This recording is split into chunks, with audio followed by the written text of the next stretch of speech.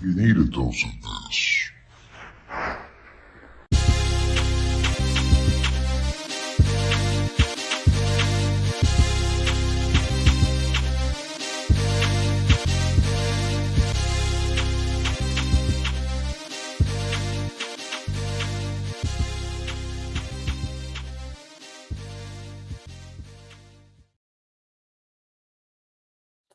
Hello, everyone. Welcome to You Need a Dose of This. My name is George Medina, and I will be hosting the show with you tonight. I have a very special guest. This is a person that I've known, probably one of the people I've known the longest since I started doing this indie comic stuff. And she's got an incredible book. It's called Egoraven Heir of the First Unicorns. This is actually the volume 2 of her saga. This has chapters 5 through 8. We're going to be talking to her about that. So without further ado, let me bring her in, and we're gonna jump right into it. Here she is. Hello, everybody. What's going on, Daphne? Just keeping busy. It's like it's like I guess everybody. I did our vlog this morning, and now there's a second, so everyone could be completely fed up with me today. Yeah, well, listen, you guys, for those who don't know, Daphne Lage has also a YouTube channel, YouTube channel, and you do a show with Nita Land. So tell us a little bit about that before we jump into what we're going to talk about. Right. Well, me and Nita, we do a vlog show every Monday and Friday, and it's just pretty much us talking mostly about indie comics and indie comics adjacent items, stuff. It's like there are days that we just have like just random thoughts and we're just talking and forget that there's an audience. But it's mostly related to indie comics. I mean, yeah. Although this morning we were talking about the Penguin show that Jose is watching. Do you like it? I don't watch it. No, I don't watch it. No, it's like I really have no patience for watching TV shows anymore. Like the last show that caught my attention was House of the Dragon, and even then, it's like I probably only watched 20 minutes of it. That's it. Really? I never went back to watch it. Yeah, wow. Yeah, because Jose watches all the. Huh?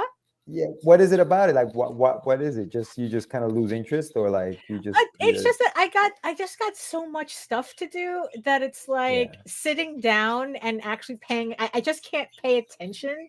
I have the attention span of a goldfish. Unless it's like it's me working on my actual book. Or reading whatever. Like it's like I'm only doing two things at a time. I'm either working on my book or I'm reading like actual books. But like sitting down and watching TV, like I haven't really paid attention to that in a while. Yeah. It's like I joke that it's like I'm the worst person to recommend shows to. Oh, you should watch this, you should watch that. And I go, oh, okay, sure. I never watch it. Right. Oh my God. I thought you kind of kept away from that so that you wouldn't be like kind of like influenced to like use some of the stuff that you see maybe in your stories and things like that. I really don't have an issue with that. Yeah, because I know that there's people who do that they don't like to consume media, because they're afraid that that their thoughts will be corrupted. But the problem is that there's nothing original under the sun. And and in the end, it's not really the thing, it's what you do with it. Right. So even if it's like you're using a trope that and mind you, tropes in and of itself are not, all it is just a repeating theme that a lot of people use. It's neither good nor bad. It's what you do with it. That, true. That's what makes it original. It's what you bring to that trope, not the trope itself. Yeah. Because also I think that a lot of people avoid media to their detriment. It's like if you're a writer, you have to read. If Mm. you want to tell stories, you have to see how other people tell stories. Yeah. And you can't be worried about, oh, well, it's like, well, what if I copy something? It's like, look, unless you're copying something completely like copyrighted and trademarked, I wouldn't worry about that. I wouldn't worry about that at all. I got you. Yeah, so that doesn't bother me. So let me ask you this. So jumping right into what we're going to talk about, give me the pitch for like Egoraven. So for those who Right. don't know, obviously Egoraven Heir, the first unicorn. Right. That's your book. What is the pitch? The pitch is okay. So Egoraven Heir, the first unicorn, is the story of a unicorn princess who is exiled into the mortal realm after she is betrayed by her elf prince husband to be, and her kingdom is like overrun with dragons, very much taken over by dragons. And in her exile, she ends up in another situation where she ends up the pawn of a noblewoman trying to avoid an arranged marriage, and she ends up on this road to knighthood with the help of a trio of blacksmiths, in the hopes that she could win a king's favor and return to her kingdom a hero, essentially, to try to save it from the dragons. Yeah, it's funny. So I read the book when because you did, I think you did a Kickstarter for the first. I mean, you're doing a Kickstarter for every single issue. Oh yeah. Then you put then you compile the trades together, Mhm. and I like consuming it that way too, because you get the whole thing. Oh yeah. I'm a trade. Yeah, I like trades too. Yeah. So it was awesome to kind of go from kind of chapter to chapter to chapter to chapter. But so you said obviously there's nothing original, everything's been done. Right, yeah. What influenced you to write this story? Like, what were the stories that you maybe were growing up, or what influenced this, or what did it for you? What made you want to write this thing? Well, it's like the seed for Egoraven actually started with a She-Ra fanfic. Yeah. So it's like like She-Ra was my big thing back in the day. She-Ra and Dungeons and Dragons, the cartoon. And then on top of that was reading ElfQuest. So those three things combined kind of like morphed into this story. But the thing is, though, is that Egoraven herself didn't even start off as a character. She actually started off as a mascot from my website. Right. I've always had an interest in that type of character, in the unicorn girl thing. It's like, look, like I said, nothing is original under the sun. You go to DeviantArt and you type in unicorn girl and you will get thousands of entries. Thousands of results of every variation of unicorn girl. So this was like something I was always interested in. Right. But like, so I created the character as sort of like a generic mascot for my website, and it kind of just grew from there. Yeah, that's the original. Yeah, so the one on the left is the original, my original logo, from I think it was like from 1990 or something. Wow. And and you can kind of see the ElfQuest, the Wendy Pini influence in it. Yeah. And as a lark, I did the new one probably like a couple of months ago, just to kind of like see the difference of how the character developed and changed over the year, where it's like she was a generic mascot in the beginning, and now it's like she's like an actual character with an actual story.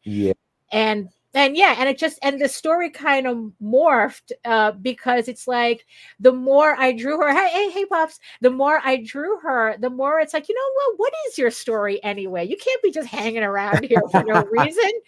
Right. And like I said, then it's like my whole interest with fanfic and ElfQuest fandom kind of like morphed together to create what became the story Heir of the First Unicorn. So you were always a fan, obviously, of that kind of storytelling. Yeah. I like how you even changed the font and everything like that. Oh yeah, you know, The it's like hair is it was very big, yeah. like towards the end of the 80s into the 90s. Oh Like the yeah, hair was yeah, big. definitely. Yeah. Yeah, Right.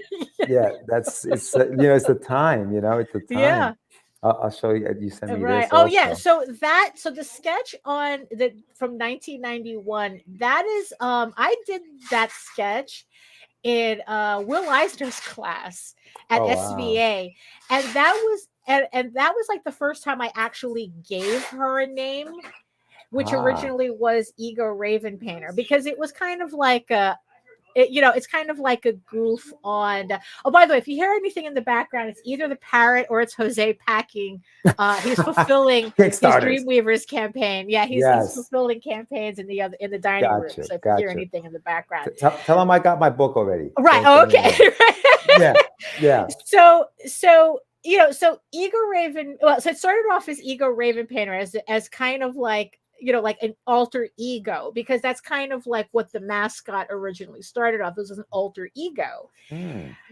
and Raven Painter Oh, came from it came from ElfQuest fandom. I had an ElfQuest zine, and in there was like a little chart of like, oh, create your elf name, right? And it's like, and I did that, and it came up with Raven Painter, and I kind of like put it together. So her original name was Ego Raven Painter, but then as the hmm. story started to come together, I got rid of the painter part and just kind of stuck Ego Raven together, and Cool. that became her name.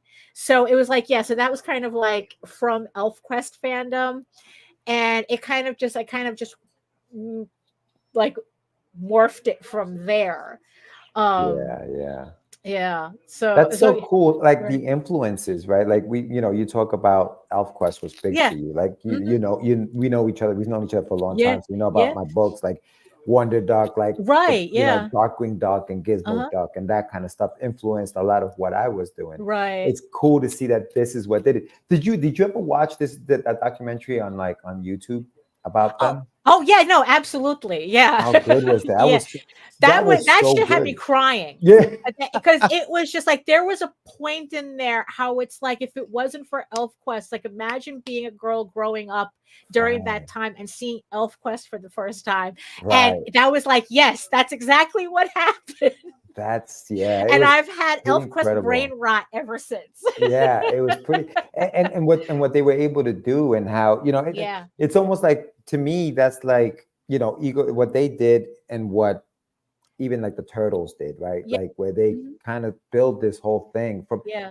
but she never wanted to kind of give up, or make it look different than what it was supposed to be. She stayed true Right. to Pretty what it much. was supposed to be, right? Yeah. And I Yeah. think She that, had control of it the entire time, yes, essentially. and I Yeah. think that that's probably why maybe that's why it wasn't as big. Right. When I say big, because obviously, if you know about Right. ElfQuest, you know about ElfQuest. It Right. had a very, very loyal following, but Right. it didn't do what, say, for example, like the Turtles did, because they said, Right. yeah, change them, give them orange bandanas, Oh, give them blue right. Yeah. bandanas. I don't care. Do whatever you got to do. Yeah. Make She them up. was, You know what I mean? yeah, it's like, because it's like, she was very strict as what she wanted. Mhm. I mean, it's like, I think she spent the better part of 40 years trying to get an animated anything Right. done, and studios didn't know what to do with Right. it. Yeah. Yeah. Yeah. That was it. That was part And of it's it. like, yeah, and also it's like, the thing is too is that the story is, also it's very like not typical of what people associate with like very generic fantasy. Hmm. And yeah, so pretty much a lot of people didn't know what to do with it Yeah, anyway. no, and So she was adamant about what she wanted to do with it, right? Like yeah. she knew what she wanted to do with Yeah. it, Uh-huh. And this is another image here Yeah, that we have. yeah. So, like I said, so the one on the left is the original mascot, and Wow. Yeah. this one I was really influenced by an artist named Greg Williams. He went by the name of Dark One. He did a book called Animal Mystic, and I was trying to imitate his style, but not completely, because he uses markers and this was more colored pencils. Yeah. And and again, it's like she was more of a mascot, but then it's like, yeah, it's like several months ago. Was it several months ago? I think it was last year. What am I talking about? So I redid it just to kind of like see, like, okay, what does the update look like? Wow. Yeah. And yeah, and it's like I find it funny how it's like the switch from like a generic mascot to an actual character. Like it's such a fine line Hmm. as to like when that switchover happens, Yeah. like Yeah. visually, like so it's really funny to see it, to see the Yeah. difference. No, I mean the style obviously changes, but Yeah. I think the character itself, the character design Hmm. didn't change much. Like you kept a Right. Yeah. lot of what she was, Right. Yeah. even then. Uh-huh. Now, in reading the story, right? Hmm. Obviously, this is Egoraven, Yeah. and part of the story is that there's magic involved in the Yeah. story.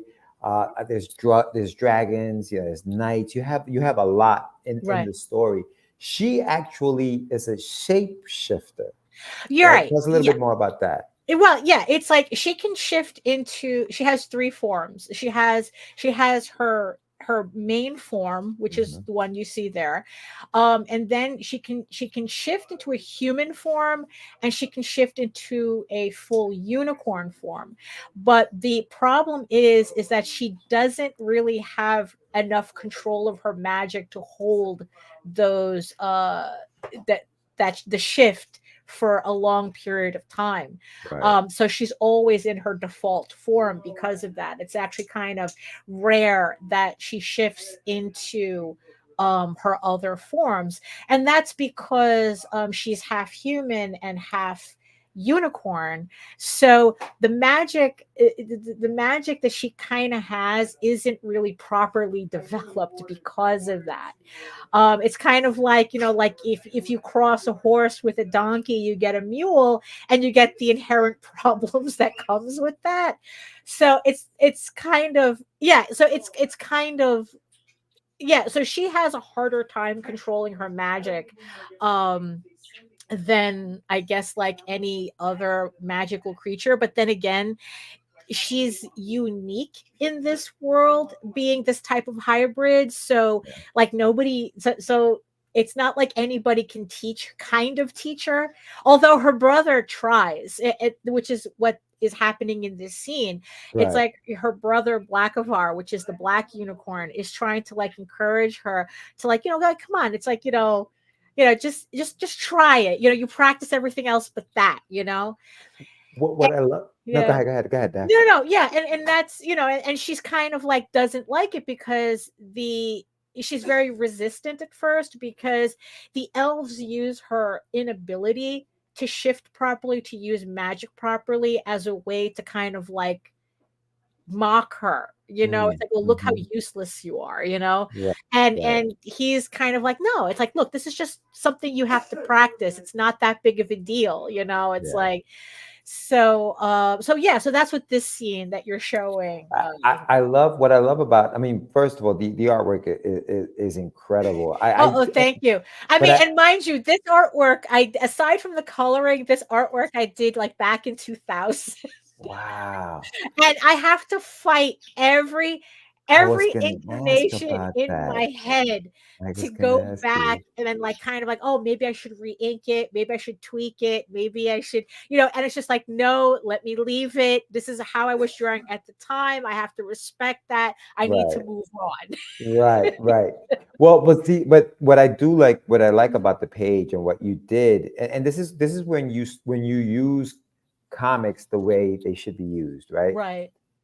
The transformation Yeah. between from her like human slash unicorn to an Yeah. actual unicorn. So Right.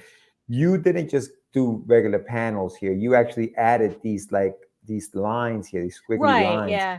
to give you the Yeah. effect of like Yeah. it's Yeah. almost like Yeah. something's happening. There's a Right. Yeah. transformation Hmm. happening. Is that something that you kind of sat down and thought, okay, how am I going to make this transformation happen, or it happened after it was drawn? Like, did you plan this out That before you it did was it? kind of like both. It's like, because I would, yeah, it's like, because I wanted to kind of like show something different like going on. And I wasn't quite sure how to do it. So, putting in these rather frilly lines kind of made sense to me, to show that something was happening. I mean, it's like probably nowadays I would do something even more different, like because now digitally you can really embellish it. Oh, sure, yeah. So it's like, so this is all like hand drawn. This is hand inked, so pen and ink. So I was kind of limited as to what I was able to do at the time. So it's like, you know what? It's like, what would be the best way to get my point across as to what's going on here? And it's like, okay, let's put in some squiggly lines and see what happens. How would you do that today? Like, what do you think you would do today? I don't know. It's like Clip Studio has like kind of like a lot of well, it's funny. There is another transformation scene that I did recently in issue 9, and sparkles. I would use a lot of sparkles. Sparkles, that makes sense, right? Yeah, magic unicorns. Yeah, I would use a lot of sparkles, and that's kind of like what I did. It's not exactly how, like, I'm still kind of playing around with Clip Studio Paint and the special effects, but for this issue, it's like, you know what? I think it gets the point across as to what's going on. So I'm going to kind of like just run with it. And if I come up with something else later, then I'll use it later. But no, that makes sense. Yeah, that makes sense. Yeah. I want to give a shout out to Lou. What's up, Lou? How you doing? No, yeah. And the other thing that I enjoyed, and the reason why I'm still on this page is because, so you mentioned that, her brother and there's her, and she can do things that maybe they can't. Is that correct? They can't transform this way. And part of it is because she's a half human, half unicorn. Yeah, she has kind of like this mixed magic that they don't have. Like her brother, none of the other unicorns can transform. Like they can't shapeshift. Right. And that's kind of like an important thing that I really tried with the story. Like when I was writing the story, it's like this morning I was talking about the rules of the world, right? When we're talking about world building, right? Yes. And the reason why people say that, like, oh, a story is unrealistic, it's not because it's not physically realistic. Right? It's because what they're really saying is that it's unrealistic because the rules of your world don't make sense. They don't make sense. Yeah. Right. Or it's like that the story is portraying different rules than what you're actually taking advantage of, like what you're actually doing. So with doing a fantasy book like this, it's like I wanted to make sure that I couldn't just I didn't have characters that could just magic their way out of everything. Right. So I really had to figure out a way to nerf magic pretty much. It's where it's like magic has limitations. Like there's magic in the world, but it has limitations. And depending on who you are, it's kind of like there's different types of magic. And even then, it's not something that's common. Yeah. Because like I said, I don't like it's common, but what it is that like the world at large kind of like tries to avoid it. Yeah. Okay. Because like I said, I don't want, magic to be something that's like a shortcut to things. Yeah. So, and this is part of it. Like her magic is different from the magic that her unicorn family has, and it's different from whatever magic the elves have. And then it's like when the human sorcerers come in, their magic is different. Like there's just like all these different aspects of magic. What I also about the story itself is that the theme of outcast. Right. Yeah. She's an outcast because she isn't a full unicorn. She isn't a full human. Right. But it's that difference that makes her powerful as well. Right. She doesn't know it yet. And I think that's part of like what makes Egoraven so I guess you can relate to her, and I'll tell you why I can relate to her, not because I'm a unicorn, Right. but because Neither am I. But because growing up, right? I obviously so I'm from Ecuador. I came here when I was 7, right? So I didn't speak the language, right? But when I started to speak it, I was too gringo for the Spanish kids, but I was too Hispanic for the American kids. Right. So there was like, where did I fit in? You know what I'm saying? Where did I fit in? Or even kids who are born to different, like the mom is, you know, Ecuadorian or the dad's Salvadorian. Like, which side of the family do I go? Like, where do I kind of like feel more at home with or more comfortable with or whatever? And I think that Egoraven goes through that, right? The mockery with the kids. Like, you don't know, like she goes through those things. Is that something that you purposely did, or it kind of was organic? Well, I think I would like to think it's organic, like, because you know, because there's like a lot of themes that I don't really think about. It just ends up there. But the thing is, though, like the whole thing about, because I wasn't born here either. You know, it's like I came to the I came like I came by myself. I was like, my mother brought me to the United States when I was 3. You know, and the thing is, especially at the time, it was very discouraged to have to teach your children second languages. It was discouraged at the time. So it's like, because you'll confuse the kid and this, that, and the other thing, right? And because of that, I never learned my birth language, which is both Spanish and Portuguese. I've never learned those languages properly. Oh, wow. So there was kind of like this barrier with speaking to my family on both ends, you know, because it's like I still struggle with I mean, I can kind of speak it, I still struggle with it. Yeah. So your mom or dad is Puerto Rican and somebody. Well, no, my mom is Spanish and my father's Brazilian. Spanish from Spain. Yeah. Oh, okay. Yeah, we're from the mother country. You're from the motherland. So you were born in Spain. Yeah. Oh, okay. Right. So you're from the motherland. I got you. Yeah. Right, come over here. I was born in Valencia, Spain. Right. Literally in a medieval city. Like there's a friggin' fortress in the center of the city. Wow.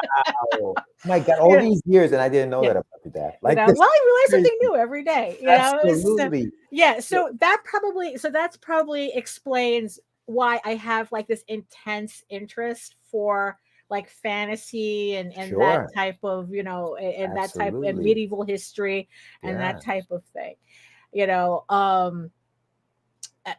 So I mean, it's like, just to throw some more random family facts. It's like on my grandmother's side, our name actually goes back to the Spanish Visigoths. Really? So so like my ancestors literally sacked Rome. Holy cow, dude. So so it's just funny. It's just funny shit like that. But yeah, so it's like, and also it's like the whole thing about like feeling like an outsider. So it's like, so I had that situation, right? And then there's just the usual, feeling like an outsider just at school and high school, and it's like that type of that overall feeling of being the weirdo. Right. That everyone laughs at type of thing. And it's like, and that's kind of, when they say write what right? It's like, So that so I poured all that into the story. Gotcha. Yeah, that's amazing. Yeah. So it's like, so even though technically she does have as much of a supportive family as she can. I mean, in the end, like nobody knows what to do with her. She's not a unicorn. She's not an elf. And there are no real humans in Edenron where she lives, except for those that are, that they're enslaved pretty much by the elves. Because any humans that come into the valley, they become enchanted and they become slaves essentially. And she doesn't have anything in common with them either. So so nobody knows what to do with her. That's yeah, right, exactly. You Like know? that is it. She's too this for that, and she's too Right, this for this, exactly, and she right. doesn't fit anywhere. But Mhm. she has a pretty close relationship with her uncle, who was Right. the other Yeah. the other Mhm. unicorn that Yeah. she did. Yeah, the gray one I think he popped up on one of the Yeah, pages. yeah. Yeah. And so this scene is cool because these girls, they're pieing over the Right. So prince, at this right? scene, we see the return of Prince Rillian, who is one of the only elves who can travel outside of the valley, because the valley is enchanted, but it's enchanted for everybody. Oh, okay. On So it's like, so everybody who's in the valley essentially can't leave. Hmm. It pulls them back. It's a thing that they call the pull, because The even if you pull. try to leave, Okay. it pulls you back in. Like, Very it doesn't gangster. It's want you, very it doesn't want you to leave the valley. yeah. Kind of like, imagine like North Korea, kind of, but with elves, right? So so so the Prince Rillian is the only one who's been able to do that, who's been able to leave for like a rather good period of time, but he still has to come back, though. So this is one of these times where he's come back. Right. And the problem is that an elf existing in the mortal realm is not really a safe thing for anybody, because the elves have this reputation of kidnapping people or luring them into the valley, because they really like human companionship, and and the outer realms, they really distrust this area, and they avoid it at all costs as much as they can. Yeah. Although, you have the people who's like, oh, I want to see a unicorn, I want to see an elf, and then they get their chance, and then you never see from them again. You never see them again. So wow. What I like about Egoraven too, her character and how you developed her character, is that because she is an outcast and because she's had to kind of like navigate through these two worlds, she's rebellious.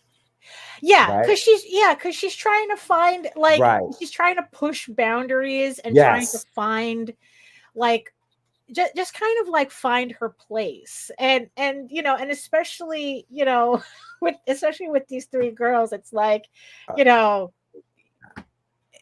you know it's like they're kind of like being catty bullies to her, and then it's like she's trying to like one up them, but unfortunately in this scene it almost backfires But on her. what I Yeah. like about that is that she gets scared. Yeah. It's not like she's just like she says here, she's very like, what better bride Yeah. for Aurelian than one that's not afraid of his guards. And she's kind of Yeah. like, I'm gonna show you what I got, Right. girls. And she's And strutting then down, she's like, I and she's snap. like, holy, like I look like, oh, it just got real. Like Right. things just got Yeah. real. Yeah. But it's not one of those things where like you automatically make her, she fights a strong the female guards. character. Well, but Yeah. she fights the guard without her because she's still training, and this is Yeah. still at the beginning of the story. Now, Yeah. she eventually may get to that, Right. but you don't automatically give her that. Like Right. you can tell she's gonna be. It's almost like you mentioned the House of Dragons. House of Dragon, yeah. When I was watching the Game of Thrones, Arya was one of those characters that I fell in love with right away. Right. And it was because it gave me those vibes. Like I Uh-huh. kind of saw her and I was like, Right. this girl's going to be important. Like Right. you could tell. And that's the same thing with Egoraven. It's like this character, not just because she's the main character, Right. but she's going to be important. There's Right. something more to her that we're Right, about to yeah. find out. But You you know- do that through making her kind of vulnerable at the beginning. Right. Like, you know what I mean? Well, because I never liked the whole, like, if there's ever a term that makes me go feral, it's the whole strong female character thing. Because it's like that phrase is just used as a shortcut to characterization. Like usually the people who use that, it's like, oh, she's a strong female character, and then that's all you need to know. And it's like, it's like, oh, and it's like, everything they do is, it's like, oh, they're all spunky and, they're mouthing off and this, and I have an absolute distaste for that. Yeah. because Yeah. it's like I don't know anybody who's like that, who hasn't gotten popped in the mouth at least once. so so that's not, so that's not the character I'm trying to portray here. It's Right. like, Egoraven is like, yeah, she's kind of cocky, but she's neurotic at the same time, and I she's like like it. self-conscious, and it's just like she's a hot mess. It's like she doesn't like, it's like when the story starts, she's she's she's around like 19, Yeah. and it's like, it's like we were all, ridiculous at 19, and it's like, it's like you don't know what you're doing. Right. You Right. think you're one way, but you're actually another, and it's like, it's just like this whole mess of emotions on top of everything that she's trying to figure out. Right. And especially since that now is that she's at this age where King Gardowen, the king of the elves, he wants to marry her off to the prince, because he's hoping that even if her magic is kind of wonky, it's better than no magic. And because of like the elves, they've interbreeded so much with humans that they've lost their magic, essentially. And he's hoping that it's like, okay, maybe we can start bringing that back somehow. Right. So now it's like she's in a position where it's like she barely knows herself, and now she's being pushed into this responsibility to a kingdom. See, yeah, yeah. Uh, And here we see, obviously, the Prince William is, kicking a little game to her, yeah, and you see that her wounds start right. to heal. Now, is that Yeah. part of her magic, or is Yeah, that that is something? part of her. Yeah, that is part of her magic. The only thing though is that it's kind of like slow on the take. Mm, So it's like, so even though she can heal herself, it's not as potent as it should be. Because again, it's like she doesn't really have, like, she's unable to control it. She's not how like sure how to even like train herself, right? And the thing is though, it's like, along with the comic, I'm also writing a novel version oh, of cool. the series, Yeah. um so that I can put in a lot more information concerning like how the magic works, how she's feeling about it. Mhm. Just like more detail that would just be way too much for the comic. Right. So Gotcha. Okay. Okay. so it's like, so I'm writing a novel to go along with it. Each chapter is going to correspond with each issue, and it's just going to have more lore, more information, more scenes. Like there's like there's certain scenes that would slow the story down so much as a comic that it's like, well, I can't really use it there, so let me put it in the novel instead. Right. Right. So yeah, so that's kind of like, I'm exploring more in the novel as to like how, like, like how her magic, how her magic is working or doesn't work. Mm. It just, Did just things like that. Yeah. did you feel that, as you're writing the story, did you feel like, damn, if I need to write a novel, because otherwise it would just be an exposition dump on every single Right, page of the comic? exactly. Right. Yeah, Okay. yeah. I didn't start thinking about doing the novel until, like, I don't know, like months ago. I don't remember when I started. Mm. I started doing, because I used to be a fan of, the movie novelizations that, like a Yeah. movie would come out and then they would Yeah. have a novel to go with it. Hmm. So my favorites were the novelization to Mad Max Beyond Thunderdome and the novelization to The Empire Strikes Back. All right. And for some reason, I got it in my head that's like, you know what, I should do one of those. And I started doing that. I just, on a lark, I just started writing the first chapter. Actually, I found a file that was me beginning to do something like that. Wow. From And when? From when? From oh, how far back? I don't remember, to tell you the truth. I just saw it and Really? I go, you know what? Let me expand on this. And then before I know it, I have like, I just finished chapter 10. Oh, wow. Um of it. So the whole series is 16 issues. So this is going to be 16 chapters. So yeah, so it's just like a lot of scenes that didn't make it into the comic, a lot more like little lore that kind of like adds to the story.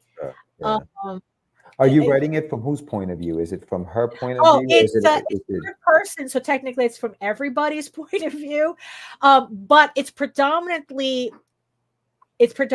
like Egoraven's point of view, but it's third person. Because I wanted to make sure that the story stays her story. Gotcha. That like the other characters don't kind of like crowd her out, you know, because in the end, it's not about the other characters, it's about her. I'm not a fan of first person. That seems to be all the rage in novels now. I'm not a fan of it. Yeah. So I'm just writing it in third person, and either people want to read it or they don't want to read it. But it's like I cannot write first person. So yeah. You have you did also part of the, I guess, of all the things that you're doing, you guys put something together, and I'm gonna share it now. But it was a book. I think you did it as a stretch goal on one of your campaigns, and it was let's see, where is it? It's the Tales from the Outer Kingdoms. Yes. Right. Yeah. So this right here, yes, Tales from the Outer Kingdom. So talk a little bit about Tales from the Outer Kingdom. Taking from this, I started working on this before I came up with the novel idea. But so what these are just like little short stories that, again, do the same thing as the prose. They add to the lore, but they don't make any, they wouldn't make any sense in the main story. You know, because it's like, because they're more like they're quieter scenes. Nothing really goes on in these scenes, and it's like it's just more like for characterization. Yeah. You know, so instead of like, because when I'm kind of like working up with ideas, I come up with all these little vignettes. And then some of them end up in the novel, some of them end up in the comic, and some of them just like go to the wayside. But there were some vignettes where it's like, you know what, this would look cool. This would be kind of cute as a little like 8-page story or a 16-page story. Yeah. And that's what these are. So all of these stories are canon to the main storyline. It's just that they didn't fit in the narrative as I made them. As I made it. So I decided to do them separately and put them in their own book as kind of like, oh, this is a supplement. So it's like if you wanted to learn a little backstory, like this story here with Rillian and the Witch kind of hints at something that happens later in the story. I was going to ask you, where does this fit, right? Because the thing is, I don't think I have to read that to kind of like understand what's going on here. And that's what I like about this. So like this particular story would happen before issue 1. Oh, really? Okay. Yeah. So this particular story happens before issue 1, while the rest of the stories kind of happen between issue 3 and issue 4. Okay. But you know what I also like is that even if I hadn't read the regular book and I read this, obviously this guy, so the whole thing is he's coming to see this witch because he's coming to see he's trying to get his hands on a relic, a magical relic, that will allow him to kind of control Egoraven, right? Yeah. To kind of do what he wanted to do. Right. And I wouldn't have had to read the first issue to know, or I read this after I obviously read the first issue and understood that, oh, okay. So he kind of went on a little side quest to kind of like do this because obviously he can't control her. Right. You know what I mean? Yeah. Yeah. I mean, it's like, I mean, and also you get to learn here too, that even though like in the first issue, he kind of like, you know, throwing game at her. Yeah. Well, they've been throwing game, but he really kind of doesn't like her. Yeah, You right. kind of get that hint Yes. Yeah. in this There's story. a means to an end. It's Right. just Yeah, that's exactly what he feels that she is. So the right. story kind of like brings that kind of like I said, it adds to his character. That Mhm. it's like it kind of confirms that it's like, this is not really a good guy. Right. Right. You Right. know? Right. And then like the rest of the other stories in there, it's like I said, it's more those stories kind of like is just little stories about how Egoraven is trying to fit into the into like the city that she's living in now, that now that she's kind of like in the human world. And this particular story though was pretty interesting because it features Oswald. And Yes, there I is. asked Jose to like, hey, he's like, you want to do a story that crosses over the two, because I thought it would be an interesting stretch goal. Yeah. And this is the story that came up because and it's, I consider it canon because technically part of Egoraven's magic that she doesn't quite understand yet is this ability to like kind of like maneuver in this dream space, Mm. right? Which she doesn't quite know what it is yet. But we used this kind of like this middle ground between the mortal realm and the god realm, Right. this whole dream space area, as it's Yeah. like, oh well, Oswald, he spends a lot of time in dream as well, so what Yeah. if, like technically they could meet here and have a little adventure. Yes. And that's what it is. It's like, so we have, so it's fun. I'm still trying to get I'm trying to get him to write a Egoraven Tall Tales crossover. Oh, nice. That was a little bit more not complicated, but it's kind of like we have to figure out like how that would happen. Yeah. No, how was it working? Because I mean, obviously, you guys work together on Tall Right. Tales and Yeah. stuff like that. But Yeah. I guess the input back and forth, because obviously, Eagle Raven's your Right. character Yeah. and Oswald's his character. Right. The voice for Eagle Raven, is Right. that something that he had to kind of like? You There guys were talked about a lot. Well, we didn't talk much about it. I mean, Mhm. when I got the script, there was a couple of places where it's like, I'm going to change this because Egoraven wouldn't talk like that. Okay, yeah. Yeah. But pretty much, I think this story went kind of seamless. Yeah. The only thing is that he thought that the story was going to be like, oh, it'll be like, I don't know, 4 pages or something, and it turned out to be 16. Yeah, right. Once I Right. did it. So it's like that's kind of like the only like major change there was, because I'm like going, you put too much, I can't, the time, I can't squish the story into 4 pages. Like, no, it is. I mean, Yeah. there's something that happens in it. Right. Yeah. And like you said, there is that kind of like canon where it's like Right. Yeah. she's actually trying to figure out her magic. It Right. looks like, you know what I'm saying? So Right. I mean, and he's kind of like walking her through it. It's like, you're dreaming. Go ahead. You're in here. What do you want to right. do? Like, Yeah. you tell me what to do. Yeah. And he serves as a bit of a mentor as well. Right. Right. Yeah. Which I thought Where was it's cool. like, yeah, I thought that was pretty cool too, where it's like, like I kind of imagined like Egoraven going, yeah, this is advice that this mouse gave me in a dream, and yeah, so it was like a really cute story. So I'm really happy with the way it came out. What I also liked about it is that you guys incorporated some of your stories into like, tell me a story, and then she tells them, but you don't hear the story, which is kind of cool. Like, you did that on purpose to tell the story through just visuals. Right. Yeah. Because it's like, that's kind of a thing that I do sometimes with these vignettes is, because for me, when I do any comic, the most important thing for me is that you should be able to tell the story without depending on the dialogue to do it. Right. So this is kind of like part of that, where it's like, because I drew out everything, and Jose was kind of like going, oh, I wanted to put like dialogue and stuff in this spot, but I decided, nah, you know what, it works the way it does. It's like, Yeah.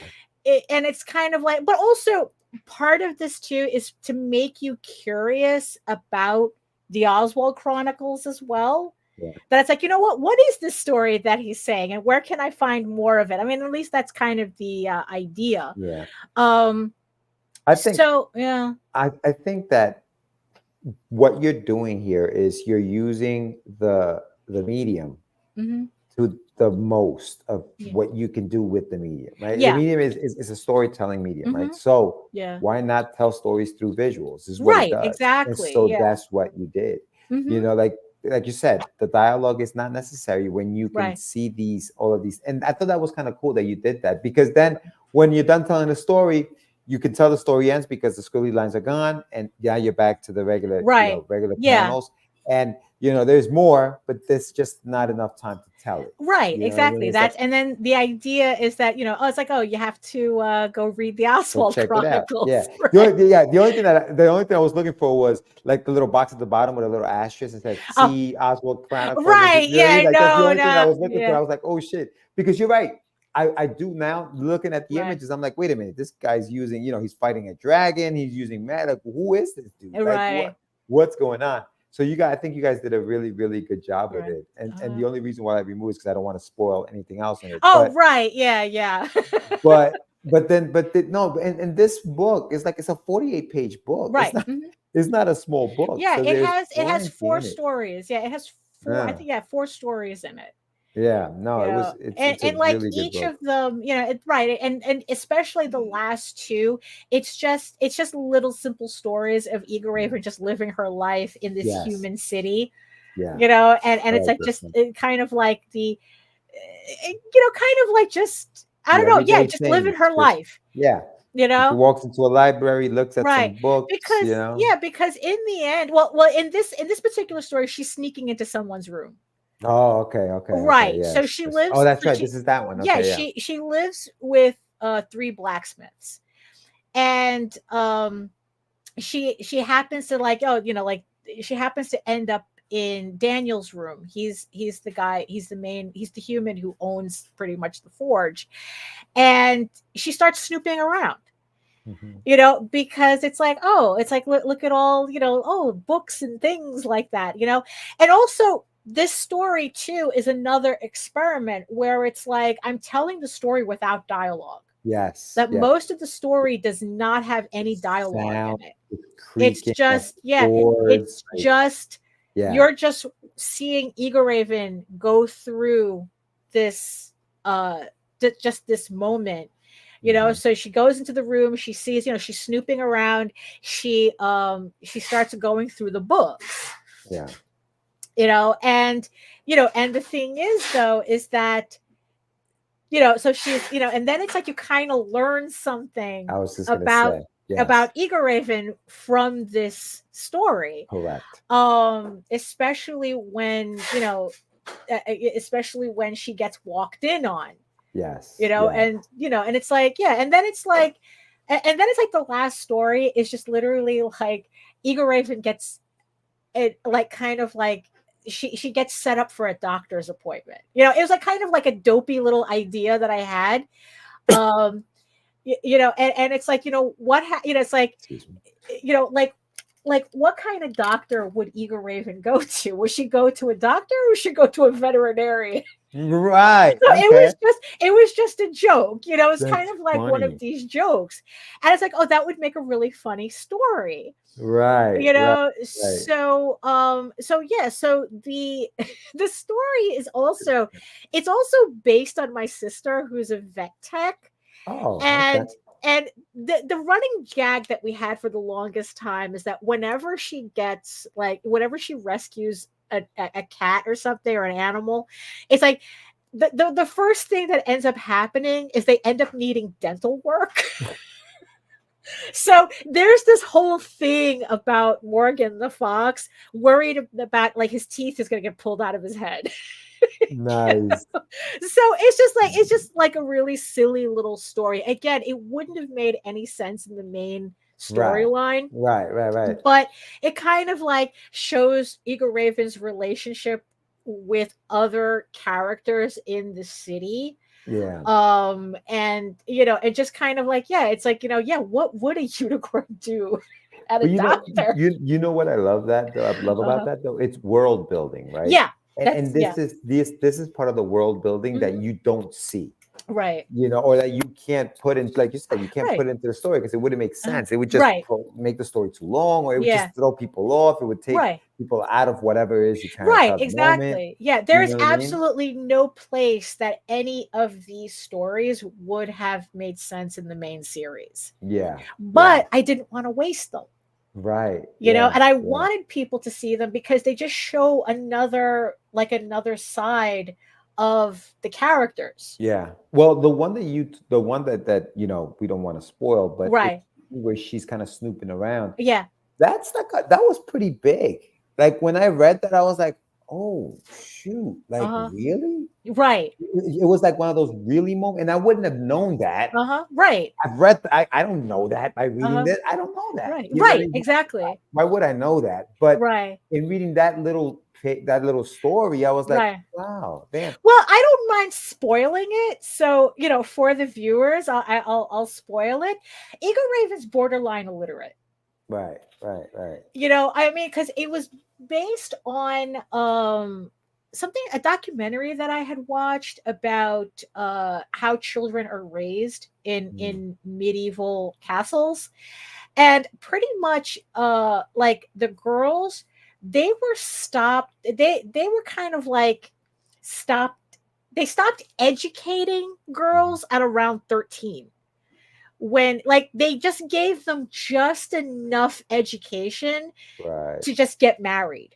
Gotcha. Because then they would take care of the husband. Right, exactly. So it's like, right. So like she would just know just enough. Meanwhile, the boys kind of like, well, they were usually more literate. Although that there were historically princes that didn't know how to read either. Right. But true. it depends. Yeah, it depends on. But so it's like I kind of like, oh, so it's like, what if I incorporated that it's That's like cool. that she didn't like she kind of knew how to read, but not really. Because he says that to her. Like I said, I kind of knew. Like don't act like I don't know how to read. Right. I like they kind of suspected, but they weren't really sure. And the story kind of confirms that she kind of doesn't know how to read. But the funny thing is, like, again, going back to the whole like not knowing languages fluently because of how I was raised, right? So a lot of that story also came from my inability to really to read. Like I have some books in Portuguese that I could barely read. Right. And it's like, and when I go travel, it's like, well, it's kind of like, it's kind of like, well, I kind of sort of know how to function. Right. It's like going to France, and I kind of like, I know like basic, really, really basic French. Yeah. But it's like I can kind of get away with it if I, kind of like avoid certain situations. Yeah. And the story's kind of based on that. Right. Where it's like, it's like, well, she can kind of function, but but the thing is, there's certain things that are kind of like the situation of being trained to be a nice kind of outing her certain inabilities, like the fact that that she can't read at a certain level. Like I can read baby books in like Spanish and French and in Portuguese, right? But you give me a novel and it's like the shit might as well be written in Greek. I can't read it. It's so it's kind of based on, again, writing what you know, right? So I took that feeling of not being able to read these languages and then just making a story around it. It's like, oh, what if she was kind of like the same way? I tell people all the time, like people, like creative people, whether you're an artist, a comic book writer, or a writer, I think we just look at the world through different lenses, right? We see we see stories in everything we experience. That's what we see. We just see a story. Oh my God, I can use that. Yeah. And I love the fact that you have a character that you can throw a lot of that stuff into and still make her interesting, because I think that's what you included there in that story makes her that much more interesting. Right. You know? Like it just makes her more, it humanizes her a little bit. Well, right. And then it's like you end up, and then it's like the funny thing, like it's kind of like the story, the story is twofold, because it's like here you have a princess that you would think would be literate but isn't. Right. And then you have essentially a peasant blacksmith who's literate. Yeah. Which is, you know, if you read about, like, say, pre-revolution France, 80% of the population was illiterate. You know, so then it's like it kind of brings up the question, how is a blacksmith literate? Yeah. How is this, you know, like essentially a peasant blacksmith literate? Right. You know, so it's like it kind of brings up, it kind of brings up like this kind of question that it doesn't get answered until like kind of like much later. Right. You know, because it's like, why? It's like, you know, because eventually she learns, it's like, you know, you guys are actually kind of strange for blacksmiths. Right. You know, like there's something else going on here. I mean, it's not as big of a deal as it might sound, but you know, it's just like a little something to kind of like, oh, hey, wait a minute, like, why? It's character development, right? It's part of the character development. It's like it just tells me that there's no character wasted. Right. They're not plot devices. You know? Yeah. I mean, there's they don't reason for them being there. You know? Yeah, it really, I mean, honestly, I mean, if I can, there's only one character that kind of falls into that category that if I had to do it all over again, I probably would have like really thought about the character more. Is right now it's like the one character that's not that I regret the character, but I regret not putting as much work into her, because like is Egoraven's stepmother. Oh, okay. The unicorn queen, Lilith. Oh, is it her? Right. Yeah. No. That's Orchid. That's okay. It's the unicorn that gets mad at everybody at the beginning, you know. Right. That's her stepmother, essentially. Gotcha. Right. And looking Lilith, back, right? Lilith, I know. Yes, now I know who you're talking and she's the orange unicorn in the beginning. And you know, the only thing that I kind of regret is that I made her too much of the archetype of the evil stepmother. So it's like if I feel that a character is underdeveloped in that story, is her. And then it just got to a point where it's like, you know what, the story,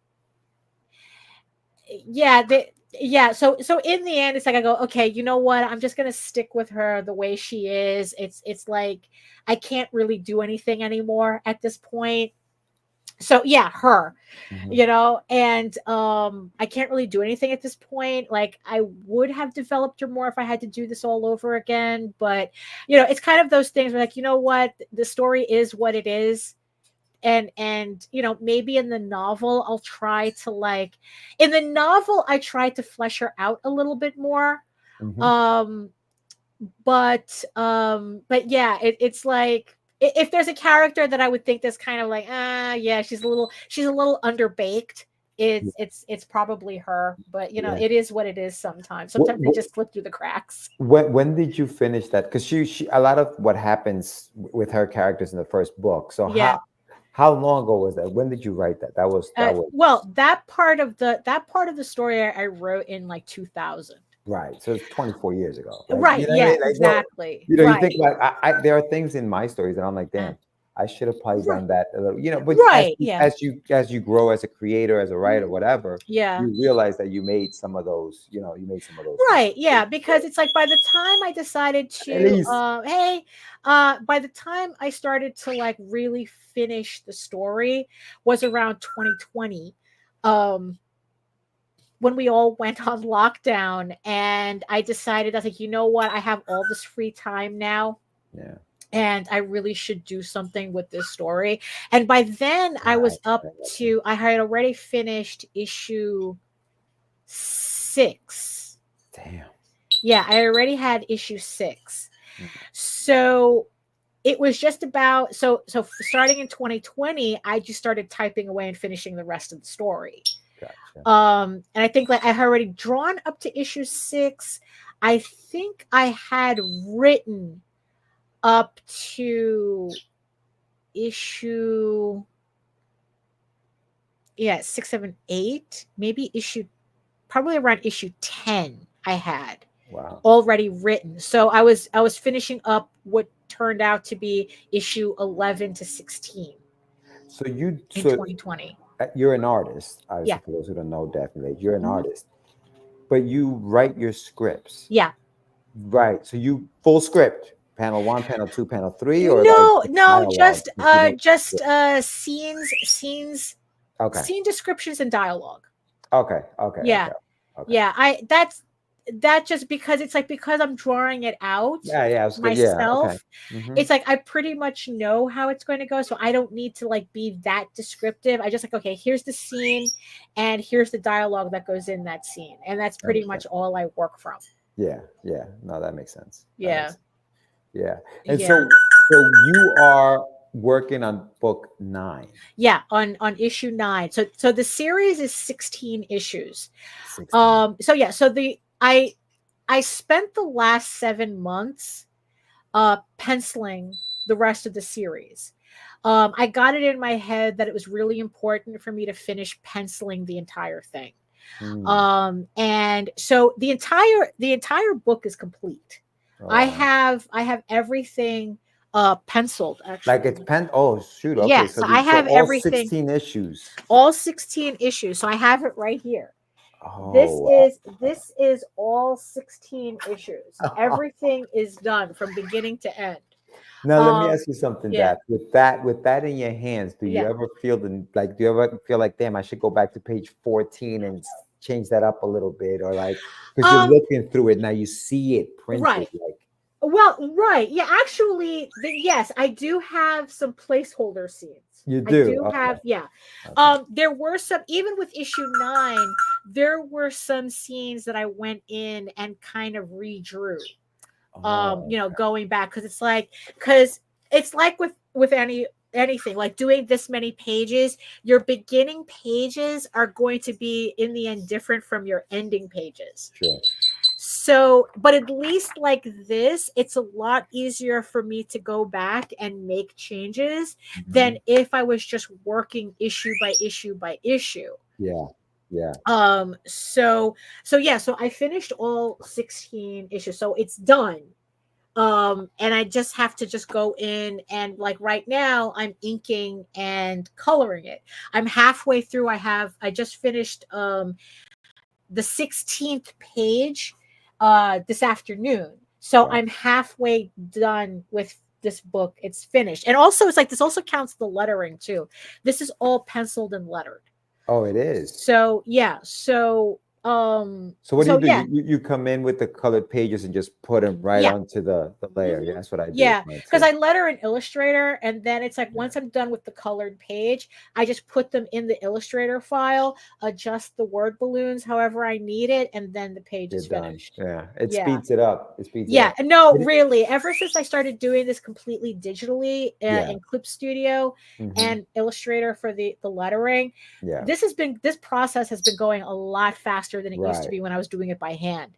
Honestly, I don't think I would have even been halfway if I was drawing all this by hand. Agreed. Do you still have the pages how many traditional pages do you have? I have I have them all stored over here. I have up until issue 7. Wow, traditional. Yeah, so issue 7 is all traditional. That's the one thing that I do miss about comics is the original pages. Like, I have no original pages of any of my books because all my books are digital. So I don't have anything from the artist. Like, everything is done digitally. There aren't any traditional pages. I mean, honestly, the digital, having digital files of everything is definitely a lot easier because It is. you've seen this I have office. seen it. It's I've like seen it. Yeah. you really, in the video right now, you really don't get a sense as to how small and cramped it is, and the fact that I don't have to store True. the essentially like an additional like Mhm. 500 and something, 584 pages in total. The fact that I don't have to store that, yeah, it's actually nice to have everything digital, because it's like, look, if there ever came to a point that I needed a physical page, all I have to do is just print it out and lightbox it, and boom, you have a physical Yeah. page No, it's if true. I ever needed it. But really, to be doing everything digitally in Clip Studio, it's just been a game changer for me. Yeah. No, that's Because awesome. if there's one thing that a lot of people are missing in this indie comic circle, is a finished series. And I Absolutely. really got it in my head, I have to finish the book, even if it's just pencils. I can say the book is finished. Finished. Yes. Yes. Yeah, it's It, absolutely it's 16 true. page, It's 16 'cause, issues. you know what it is, we get enamored with the ongoing series, right? Because Right. we grew up reading Mhm. comics, and Amazing Spider-Man is Right. freaking volume 6, Yeah. issue 61, which is probably like Right. 900 and something, almost close to Right. 1,000. And you're like, Yeah. I'm gonna do that. Spawn issue Right. 306, whatever they Right. are, 70 some, whatever they are. And Yeah. you figure it's not easy to do that. And you're No. probably gonna stop Yeah. doing it before you finish it, Well, because right. it And gets that yeah. hard. Yeah, that's what, look, it's like, we've been doing this since what? We've been doing this since 92. You guys have, yeah. Yeah, and the road is long and full of bodies. Oh, And all over the place. and it's like, yeah, and the problem is that a lot of people, a lot of creators, what it is that they write their comics one issue at a time, as opposed to writing out the entire story arc. It doesn't even need Yes, to be the entire story. It just has I to be agree. the story I arc. agree. Because I mean, technically, this 16 issues is a story arc, because the story, Egoraven's story, continues after this. Right. Albeit in novel form. There is a novel that comes after this that I do have a first draft of, but the story continues. But it's like the story is finished. Yeah.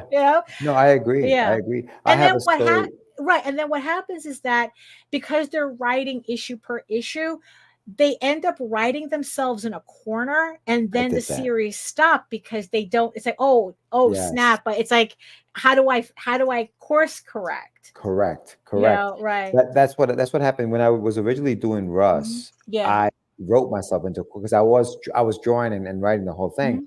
By issue 3, I was like, what the hell am I going to do with this? Because it wasn't written, it wasn't planned out. You have to plan it out. You have to keep writing it, which is what I do now. I don't start a book until I know what that arc, like you said, at least the arc is going to look like. Yeah. And then you can move on from there. Yeah. And then because you'll stop. Yeah. Producing it. You'll stop working on it because Right. you're stuck. You're stuck, and then you lose interest. Yeah. You're No. done. No. Yeah. It's like, you lose interest because you don't know how to fix it. You don't know how to fix it without having to start over, and that's the Correct. problem. And then it's like, who wants to start over? Yeah. So like, even from the very beginning, I had kind of like a very basic outline as to how I wanted the story to go. Right. It's seen some changes, but not anything drastic. Pretty much the story that I ended up with is the story that I came up with in 2000. Gotcha. That I started in 2000. There was another iteration of it that wasn't working out, and then this story around like 2000, when I really started drawing it out, that's just like, okay, I kind of know how it's going to go, and I knew like there were like very specific scenes in my head that I wanted in the story. So it's just like, okay, how do I list everything out? How do I get from point A to point B, point C? How do I get to these scenes? Yeah. And I think when you do it the way you're doing it, though, like for example, if you wanted to throw an Easter egg in issue number 10, because you've already finished issue 16. You can, Right. you know, you Right. can feel something in there that they're Right. it's gonna pay off maybe later on that you didn't think Right. about it when you were doing issue Well, 10. yeah, But that's because you're done with it, you Mhm. can bring it back. You know? Yeah. I mean, it's like usually I'm not like going backwards like that. I mean, it's like when like if there's any Easter eggs in the story, it's very deliberate. It's Yeah. because I already know how the story is going to go. Correct. Usually if I'm going back and changing things, it's more the artwork than the story. Right. You know, although an interesting story though, right? So when I was when I was like kind of like showing issue 1 around and asking people to read it, you know, and give me pull quotes and kind of like give me their thoughts on it, right? There was one creator, Ben Lacey. I will always and I have thanked him for this. He sent me like these really in-depth questions about Egoraven, just all based on issue 1. Yeah. You know, I mean, and he was asking all these questions, and I kind of had like a panic moment when I got those questions because he was asking so many questions about the story that's like, oh my God, is he expecting everything to be answered in issue 1? I mean, like technically the stuff gets answered later. And then he was asking questions that I never thought about. Right. Yeah. Right.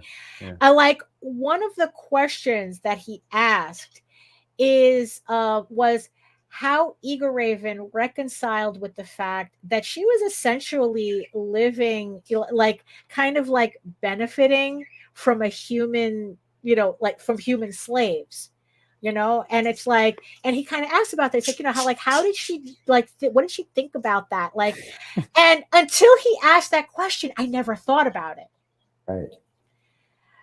And that question kind of stuck in my head. And then it's like I really started thinking, I was like, yeah, like how would she think about it? And I started playing around with the idea in some short stories that I was just like, because I write short stories when I'm trying to figure out an idea. That's another thing too.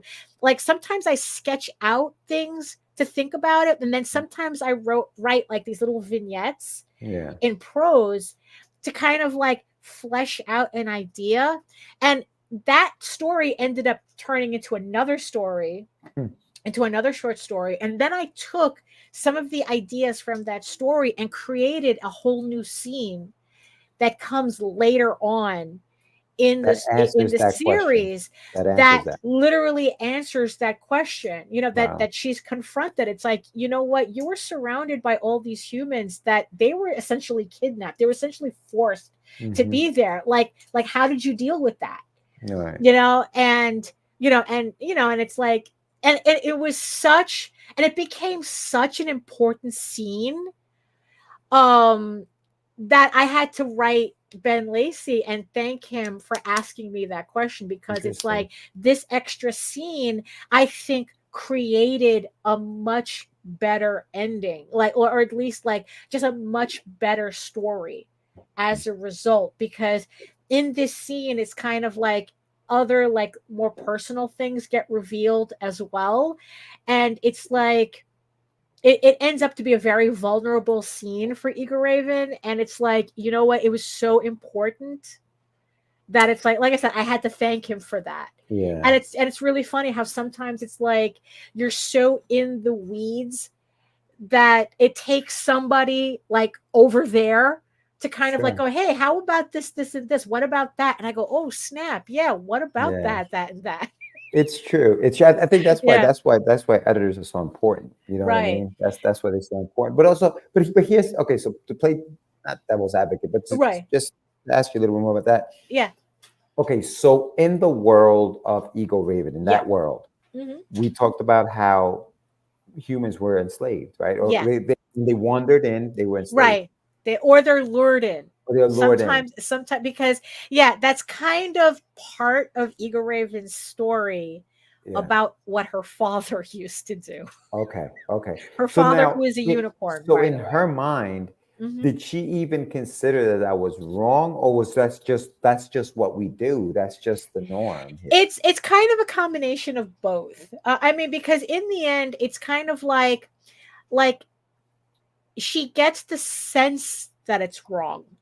But at the same time, there's nothing she could do about it. It was something that's been happening since before she was born. Right. So it's kind of like this awkward middle ground where it's kind of like a combination of she tries not to think about it because there's nothing she could do, but at the same time, especially when she sees how Rillian treats them sometimes, Okay. that she has a problem with it. Okay. And that's kind of that's in that short story where it's like she kind of confronts him about how Rillian treats treats the human servants. Because he's an entitled little shit. So, Yeah, right, sure. And to him, it's like these are my servants. Yeah. What do you mean? How Yeah, do I yeah. treat It's like, them? why are you so What's concerned this? about them? Yeah, Type it is of what thing, it is. Like this is right? what we do. What are you talking Right. about? Yeah. So I Yeah. kind of like play around with that idea, but because it's kind of like how sometimes like we don't act on things. Sure. Like we know it's wrong, but it's like, Yeah. it's not my place to do something about it, or it's Correct. like, what could I do? And it's like, because again, it's like I didn't want to create a character who's like, oh, I'm going to solve all the problems. I'm going to be the superhero type of thing. And it's like, no, it's like she's for even as magical as she is, she's very human. And with all the faults and foibles that go with that. Yeah. And this is kind of like, and the story is about her maneuvering around that. Yeah. Now, the beauty of being the artist and the writer Right. on a story is Mhm. that you can take that question and create a scene and draw a Yeah. scene from it later on. Mhm. Yeah. As a writer, and if you have to, obviously say to your artist, like, hey, man, Right. or hey, girl, I need you to do like another 5 or 6 pages. Right. I have to add this in there. So the beauty but that's the freedom that you have. It's a gift and a curse, right? Because now it's more work. Well, right, yeah, but the thing is, though, it's more work to my benefit, right? And I think, and the thing is too, is that it doesn't cost me anything but time. That's right. It's like for people, for you, like Jose, it's like any changes to the story means money that needs to be spent. Yes. So especially like when I put these books up on Kickstarter, or just doing them, it's like the fact that I do both. Is that I both write and draw it, and it's like I have control over everything. I rarely pay out for anything. I used to pay for a flatter, but I don't do that anymore. I changed my style a lot so that I didn't need to, because it's like now it's like I'm drawing more efficiently for color. That I don't need a flatter. And then it's like, like the only other person I really like spend regularly on is Jaden. She does like all the alternative covers for Egoraven, especially for the novel, the novelization. So that's really the only money that I spend out. Everything is just my work. So yeah, it's a lot easier for me to be flexible if I needed to make changes, because it's like, okay, I could just redraw this, or I could fit this scene in here, or but the con of that is that I'm the one doing it. Well, You you are the one doing it, exactly. It's not like Jose, where he has like 3 different artists working on the Oswald Chronicles doing 3 different stories. If I don't do it, it doesn't get done. Yeah. And this is the style of coloring here. I mean, it looks there's layers to it, but you've done it in such a way where like you're flatting and then you're doing like just a couple of like just tweaks to the art. And you're still getting that effect of like depth, even in It's like it before, because it's like when I decided that I was going to re-release Egoraven, because it started off as black and white. It was a black and white comic that I was uploading to my website. And when I decided that I was going to finally like pretty much, finish the story and get it out properly, I probably spent a couple of months watching YouTube tutorials on like how to color comics properly. Because the way I used to color before was a lot more elaborate and very time consuming. So I knew that if I was going to do this, I had to figure out a way to color that didn't take me, like a week just to color one page. It was that I was never going to get anything done at that rate. So it's like I learned how to like limit my color palette, how to just like limit enough, just to put in just enough so that it gets across. It's like like even the lighting back here, like these little lines back here. It's like like depth. Right. Yeah, it's just enough. I don't go into like, oh, everything has to have a different shade and and whatever. It's like, no. It's just like it's a very limited color palette just to make it just like, what? It's like I said, it's just enough coloring to do what I needed to do. And listen, it's not, you're not taking away from it, right? I mean, it's not, that's because that's not the thing. Like even like this, right? Like you look at the gold there, just a couple of lines and some white in it, makes it shine without you having to go in there and really go deep into like, okay, let me blend these colors in. No. You know what I mean? I don't have as much as I would. What's funny is that's the reason why I in the end I hired Jaden for so much work, because she has a softer style that I think complements the work, complement without it looking too different. But it's like this is pretty much my style. It's a very faux anime, coloring style. It's it's just like I said, it's functional. It's functional coloring. It works and it looks great. Like, just the different shades in the main, like in the main itself makes it look like it's full of, you know what I mean? Like, no, it's great. It's well done. Yeah, no, it's really good. Yeah, no. And so speaking of, you spoke about Kickstarters for a little bit. You have a Kickstarter that's coming up. When will you be launching it? Well, the next Kickstarter coming up is for Egoraven issue 9. I'm looking to launch that sometime in January of 2025. The way I'm going through the work on this issue, because it's like I have this rule that I do not run a Kickstarter unless the book is done. I am not one of these people who puts up a Kickstarter and then you don't see the book for another year and a half. It's like, no, it's like the book is done. That's when I run the Kickstarter. If I don't have the book done, then the Kickstarter waits. But the way I'm going, I'm pretty confident that in January, I'm going to run the campaign. I just don't have an exact date yet. I want to make sure. I don't want to like commit until the last page is done, and then you do have a pre-launch page though, right? I do have a I have a pre-launch page. I'm going to share the link here. So you guys can check it out. I have. So I have a pre-launch. The pre-launch is live. So what you do, it's like it has a little preview on it, a little explanation of it, and you click on the link. For people who don't know, you click on the link so you get notified when the campaign goes live. Correct.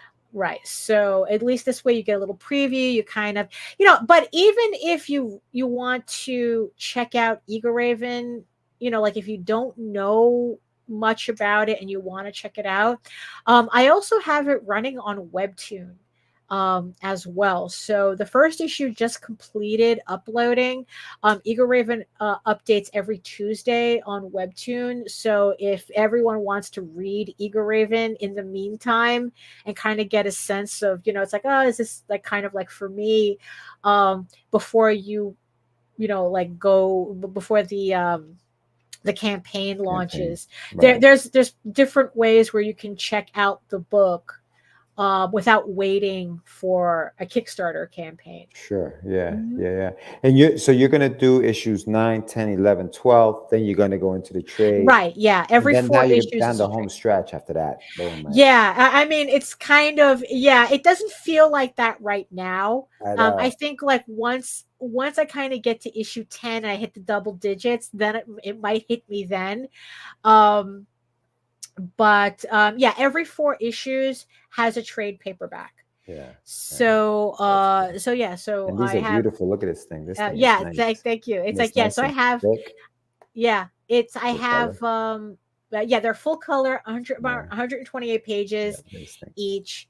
And I have 2 volumes so far. The entire series is going to be 4 volumes. And then what I want to do is I want to make more short stories so that Tales from the Outer Kingdom would be its own volume as well. Yeah. There's a couple of stories a couple of more stories that I want to draw out for that. And then it's like, and then it's just moving on to the illustrated novels. So it's like I want to put out the illustrated Egoraven novel that goes with the comic, that goes with the series, and then there's going to be the sequel, which continues Egoraven's adventures in the next book. It's so it's like there's more. It's just that I'm working on this now. Yeah, but you've done an incredible job, Dab. I mean, the book is great. Very well written. Thank you. Beautifully illustrated. Like you said, it's in full color. Yeah. Guys, check it out. Definitely I got the links in the show notes, but also the link there on the in the chat if you're watching. Mm-hmm. Go sign up for the campaign so that when it does launch and it goes live, then you guys can just it sends you like an email. Right. Yeah. Say, hey, this campaign is live. Right. Go pledge the campaign now. But they can also check out your work on your website. Yes. Egoworks.com, EGOWORKS. That is my main website. And not only can you also read Egoraven on the website for free, I have links to all of my social media sites. And I also have a link if you want to read like the novelization as I'm writing it. I'm currently in the first draft of it, but I've been uploading it to my Substack. So I have 5 chapters right now uploaded on my Substack that you can read. And like I said, it's like you get like there's a whole bunch of new scenes. There's a whole bunch of like lore and more information that doesn't make it into the comic. I think it rounds out the world a bit, a bit more. I flesh out the characters a bit more. And it's like there's just a lot more in the novelization that I think that it's just fun to read along with the comic. The idea is to eventually put it out in a hardback as well, so that you have the comic and the novel at the same time. I like that. So I'm looking. So you can everything, you can find everything on my website. There you go. Egoworks. Daphne, thank you so much for thank you. Book and deep diving into it. Because we really talked about a lot. If you guys missed it, check out the rewatch, because there was a lot. We talked about, and a lot of interesting thing. I mean, this is a very interesting story. You think, oh, it's just unicorns. No, it goes deeper than that. There's a lot that goes into this. We dove into that today. So thank you so much. This is exactly what I wanted us to do.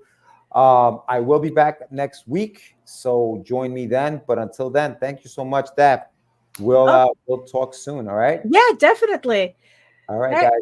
We'll talk soon. Later. Good night.